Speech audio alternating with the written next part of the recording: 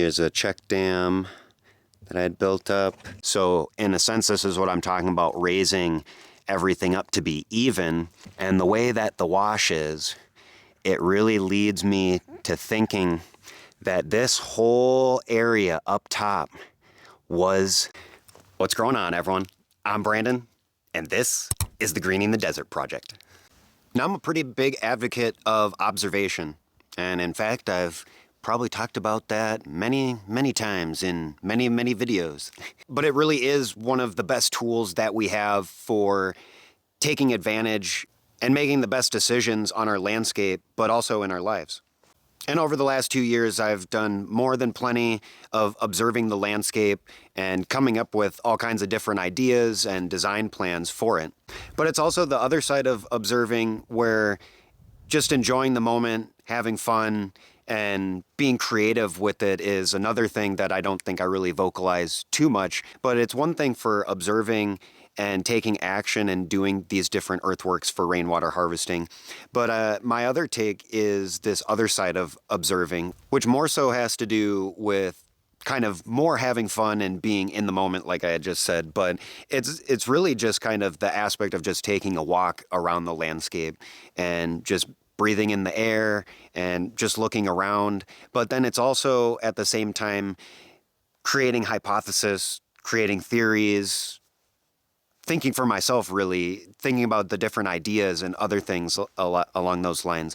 And that's actually one thing that I do want to share, are my thoughts on this lower portion where we're at. So we've talked a little bit in length on our upper portion, but now we're on the lowest portion of our property here. So there's a few things besides the check dams in the wash. There's also the different rainwater harvesting basins and such that are still in the works that we're going to get to soon.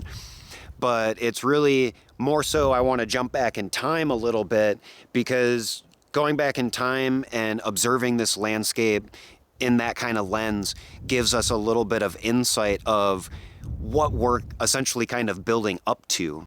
So I don't want to take too many words out of my past self mouth. So let's get to the clip. So here's a check dam that I had built up.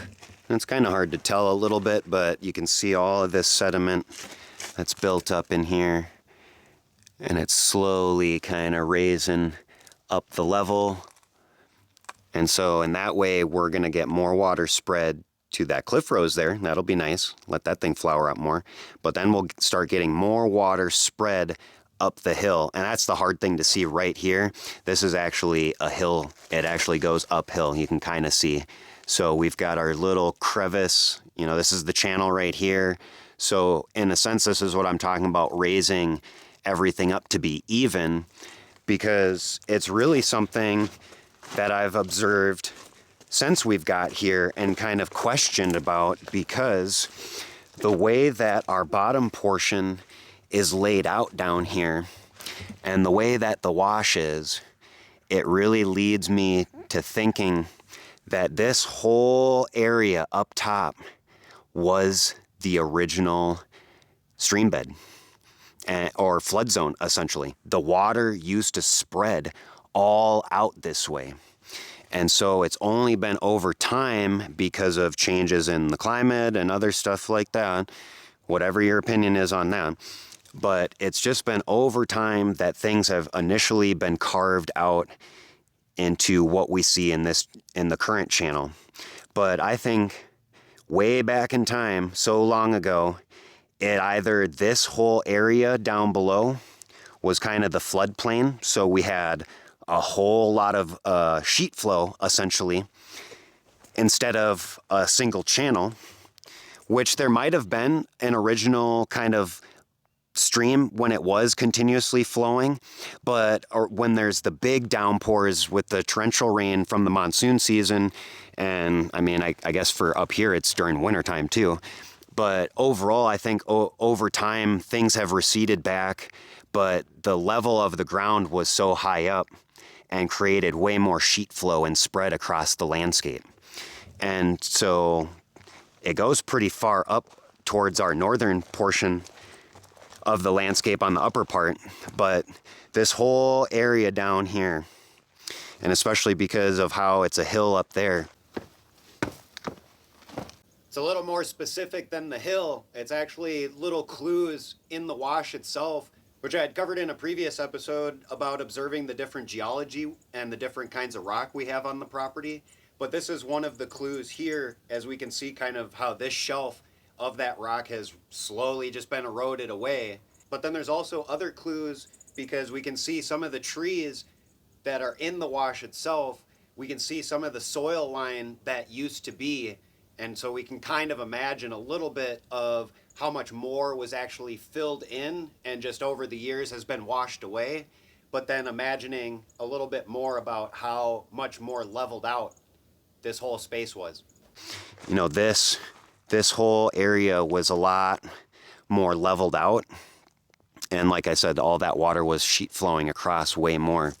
So in a sense, that's what will happen way down in the distant future over time with doing these check dams, because essentially all we're really doing is just bringing back the landscape to what it was and what it was originally doing. So we're not really bending nature to our will and bending it to what we want it to do. Really, the only characteristic of what we're doing is taking example of what nature is already doing here with the trees, with the rocks, with the different channels, with the makeshift beaver dams and stuff. And all we're doing is just implementing it from our own human consciousness and our own observation. And we're putting that human touch on it, which most of the time is going to have an artistic appeal, because we're all customizing our landscapes to how we see fit, how things look to us. And that's working with the landscape and nature, but also intertwining ourselves, because working with the nature, we're going to bring out the best in ourselves and also the surroundings. And that's essentially all we're doing with creating our check dams to help restore the sheet flow spread that used to happen, a way more even distribution of the water. And then we'll also be temporarily raising the water table when we do get the inflow of rainwater, just because of the fracturing and the rocks down below, as you can see all those rocks. But just because of that factor, when we do get this overflow, stopping and slowing this water because of the fracturing and how slow the water is to percolate down below and even further down below the ground level, that means that we're going to continuously be backing up the water, and eventually there'll be so much water that gets backed up that the fracturing and where the water is able to soak further underground, we're just creating an overflow that it can't keep up with. So essentially raising that water table because the drainage can't drain it quick enough. So that's the whole point even of these check dams and the terraces, because we'll be promoting that over time. And that in turn will also promote more vegetation.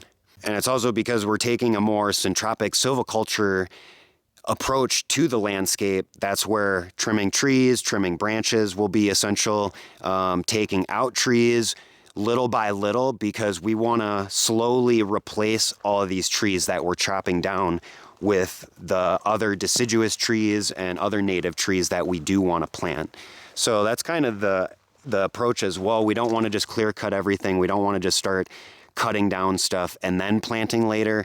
We want to have a plan that approaches this slowly and doesn't just shock the nature altogether. We want to give it slow stresses, just the same as the nature does. All of these plants, these vegetation, all this vegetation, the trees, everything, these all get these little stresses that make them adapted to their areas. And it's over time, because over time, all these trees, everything adapted to the conditions here, and it's what's created this species altogether that now sits here and thrives and contributes to the landscape even further. So that's what another example we do want to take part of, is that if we are going to establish ourselves here, then we want to participate with the nature and contribute to the further growth of the nature, which means we can still occupy here, and we just got to fit in with everybody. And with fitting in comes awareness. And that awareness is not so much the awareness of ourselves, but our surroundings, which includes the vegetation and understanding the overall picture of our landscape. And that's really where the trees that we have on our property are of utmost importance, not only for observing, but also interacting with. And so I actually had a commenter reach out because there was a little bit of a misunderstanding of things, but I was introduced to one of their videos where they did a really good job and in-depth look at the juniper species of trees that they have on their property, because they're also in northern Arizona, and I really appreciate the detailed info that they had, just the video overall, really good presentation, and just further evidence that other people can observe for themselves, and just the overall impact of the juniper species altogether. So a huge shout out to Trout Rock. He's got the video that I'll put the link in the description box, so definitely check out his video on the further details of the juniper species that we have in northern Arizona and his own observations on his own landscape about the impact and what he's seeing and observing. I think what a lot of us end up finding out through observation is that our own landscapes are always our own individual artistic piece. It's our own little canvas. So everybody's approach is always going to be different. There's going to be similarities, especially with the concepts and the designs of certain structures and earthworks and such. Those will be similar, but for the most part, everyone's going to be different on their approach. We all have different goals, we all have different visions, and we all are going to be different in our artistic expression as well. So that's what makes this whole journey customizable, and it really is what makes what we're doing here on the Greening the Desert project its own unique experience, but its own unique appearance as well. And that's where it's really just showing my experience, my knowledge, and what we're putting into the landscape here. And so it doesn't mean that people need to follow exactly what we're doing here or listen to exactly what I'm saying, because all I really want to express is more so my own ideas, my own artistic expression, and just how I'm designing the landscape according to my own goals and my own vision, along with my own morals and ethics. Yeah, blah, blah, blah, blah. All the spiritually thoughty stuff. No one wants to hear that. And that actually is something of real interest on our landscape in general, is the diversity of these different ecosystems that we have.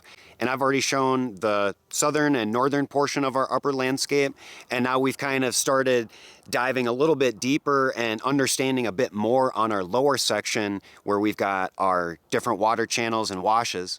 So hopefully others will be able to get a really good idea of things that can be comparable to their own landscape or similar situations because of the diversity of different biomes that we have here, which makes it unique in that respect, because it makes it so we're going to have these different approaches and this multi-step approach to each of these different biomes because they're so different.